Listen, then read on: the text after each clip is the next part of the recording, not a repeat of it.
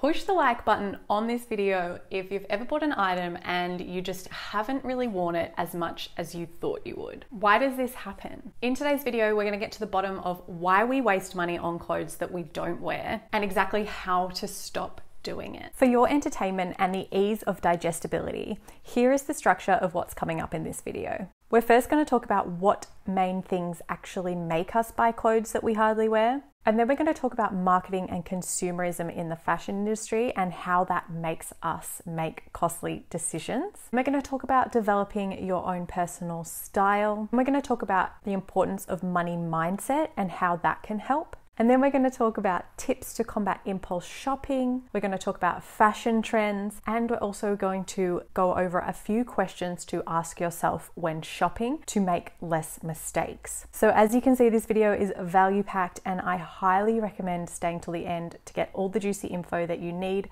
to stop buying clothes that you hardly wear. So there are three main things that I think contribute to why we buy clothes that we hardly wear. And they are: 1, living in a consumerist society and not being mindful of that. 2, a lack of wardrobe planning. And 3, we don't know our personal style, or we are going through a personal style shift. Whatever the case, wasting money on clothes that we don't wear can be really frustrating and can also add to eco-guilt. Obviously, we're bound to make mistakes in life with buying clothes. That is completely normal. But there are a few things we can do to actually reduce those mistakes that we're making. So let's find out what they are now. Understand marketing and consumerism. So marketing is when a business sells or promotes their services and products. Marketing techniques in the fashion industry can include things like using unrealistic models or portraying an unrealistic life. And these techniques are used to make the buyer want to have that particular life or look like that particular model. So that makes them think when they buy that dress, they will look like that model or they will have that really amazing life. Other things fashion brands like to do is instill FOMO, so that's the fear of missing out. They do this through things like flash sales, exclusive ranges, shopping carts that expire quickly, or even emailing you and telling you that you've left something in your shopping cart. Now that we know a little more about fashion marketing, what is consumerism? So consumerism is defined as the preoccupation of society with the acquisition of consumer goods. So basically, in other words, consumerism is the fact that we are obsessed with having so much stuff. And consumerism is fueled by clever marketing. So it's our job as conscious consumers to understand that we actually have a choice in this consumerist society. We can choose not to get the latest iPhone, and we can choose not to invest in all of the latest fashion trends. We will still live if we don't get these things. So now that we understand all of that, our job is to just be mindful of it and just to try to catch yourself when you're getting tripped up by this. Another little bonus tip is just to avoid sales if you don't have a plan of what you actually want from that sale. Okay, this was a really long point, but it was really important in my eyes to get all this information out. Before wrapping up this point, I think it might be worth mentioning the role that fast fashion has on us buying items that we hardly wear. So fast fashion is defined as inexpensive clothing produced rapidly by mass market retailers in response to the latest trends. Fast fashion brands make a huge profit, and this all comes at the expense of underpaid workers and the environment. Fast fashion can also be a huge culprit in making us spend money on clothes that we don't wear or that we hardly wear. The way that the fast fashion business model is designed is to make us buy things, wear them once or twice, and then discard them very quickly, all because new trends have hit the shops again. Think of fast fashion shopping as the disease, and the symptoms of that disease are overconsumption and disposability. If you don't treat the disease, you can get stuck in this vicious cycle of buying more and more things that hardly get worn. I'm trying not to go into fast fashion in too much detail in this video, but if you are someone who is still buying excessively from fast fashion brands, just know that as cheap as these fast fashion brands are, they don't actually help us to save money in the long term because they encourage overconsumption and they actually stop us from slowing down and developing our own personal style. So speaking of personal style, let's move on to the next tip. Know your style. Knowing your style does not happen overnight. It's something that needs to be invested into. It's about patience and paying attention. Paying close attention is a huge part of developing your personal style. Two major things to pay close attention to when developing your personal style are the colors of the clothes that you wear and the shape of the clothes that you wear. When you're shopping or putting outfits together from your wardrobe, pay attention to the colors and how they make you look. Do they make your skin pop? Do they make your eyes pop? Or do they make you look unwell? Try to understand which colors don't work well for your complexion and avoid wearing these colors and avoid shopping these colors in the future. This alone will massively help you to stop buying clothes that go unworn or hardly worn. Also, knowing which clothes look great on your shape and make you feel really confident is also really important. For example, denim jeans, they come in so many different shapes and cuts. They can be fitted around the hip and the thigh, or they can be really loose around the hip and the thigh.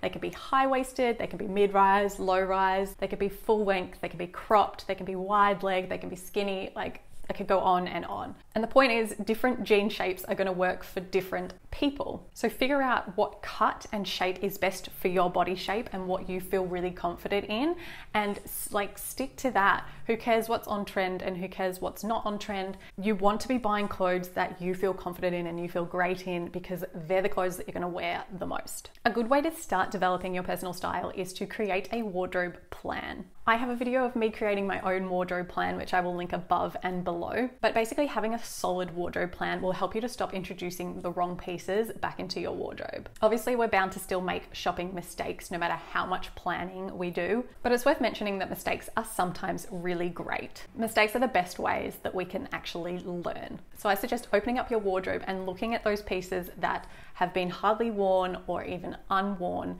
and ask yourself honestly, why these pieces haven't been worn, and try figure out the mistakes that you've made so that you don't have to make those mistakes again. You could even write these mistakes down in the notes section of your phone and refer back to it when you're shopping next time so that you don't make them again. An example of this from my life is that I actually used to buy these stiff cotton shirts that, you know, the kind of cotton that when you move you can kind of hear it moving with you.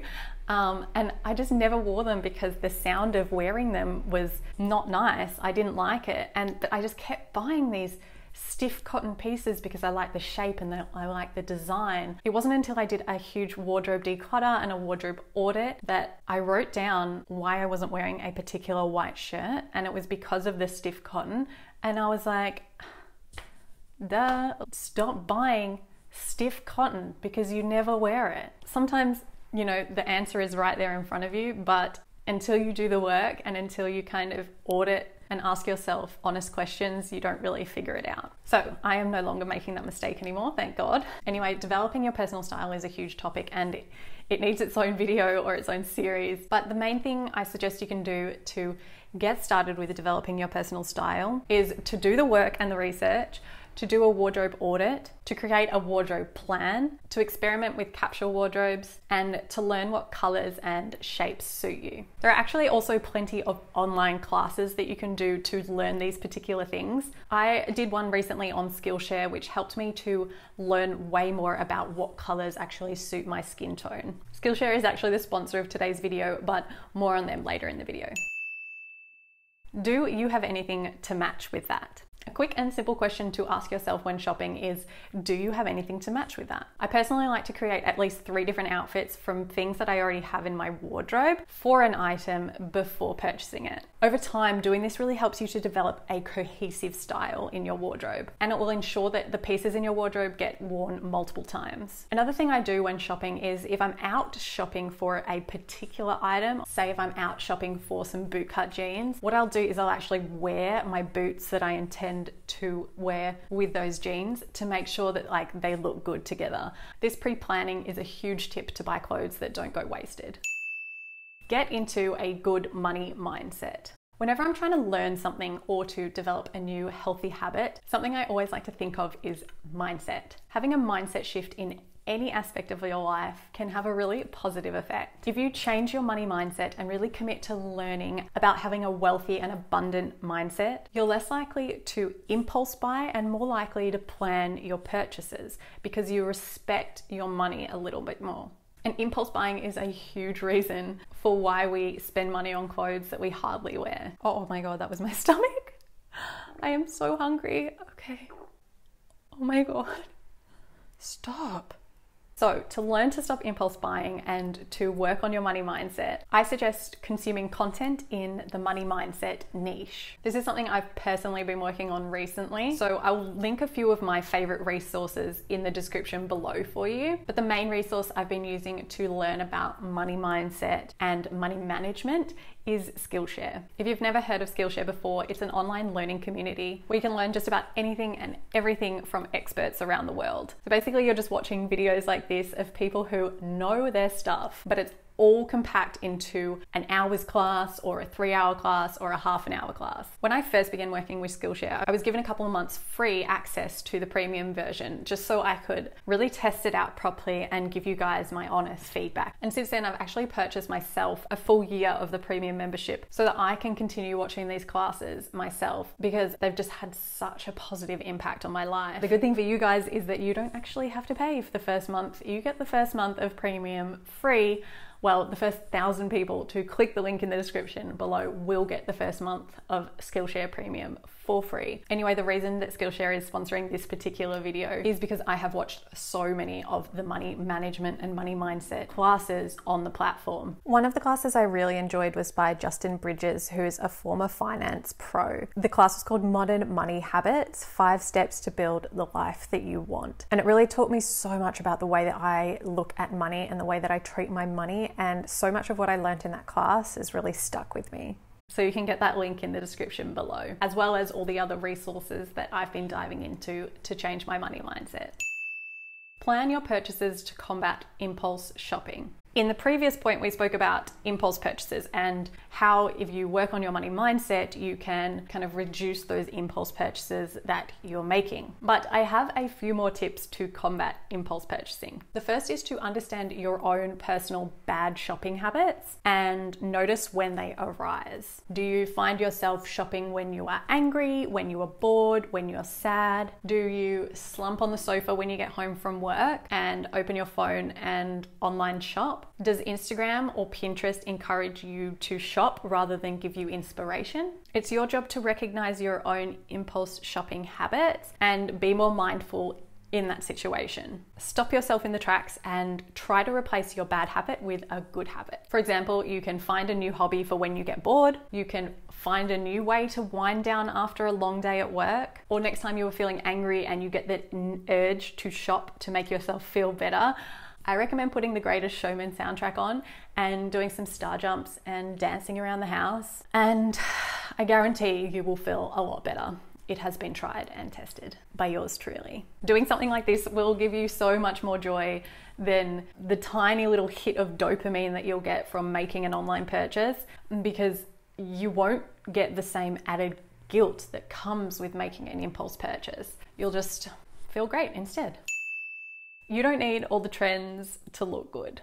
I do love fashion trends, don't get me wrong, but I'm a big believer in just admiring most trends from afar and only investing in a few here and there. Personally, I think that a classic wardrobe with a few little trends injected into it is way more stylish than a wardrobe that's just full of trendy pieces. And to be honest, guys, I've chased trends before and it is downright tiring and expensive. I can think of so many times in the past where I've bought an item because I've wanted to look like I'm keeping up with the trends. And so many of these pieces were worn once or never at all. Now I have a wardrobe that's curated with timeless pieces, good quality pieces, and just a couple of trendy pieces that are things that I've actually loved well before they became trendy. Now when I feel the need to invest in a trend, what I'll do is I'll pop it on my wish list and I will think about it and research it a lot. I think sitting on a trend purchase for a while and just waiting is one of the best things that you can do to not make an impulse purchase that is wrong. If you're still thinking about that trend piece in a few weeks or a few months and you know that that trend piece will go with multiple other pieces in your wardrobe, then maybe it's a trend worth investing in. I have one more tip to share with you review, which is a really important one. But before doing that, I would love to hear from you guys in the comments below.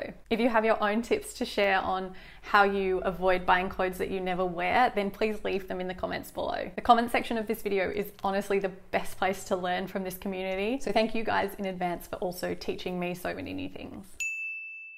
Does this fit your lifestyle?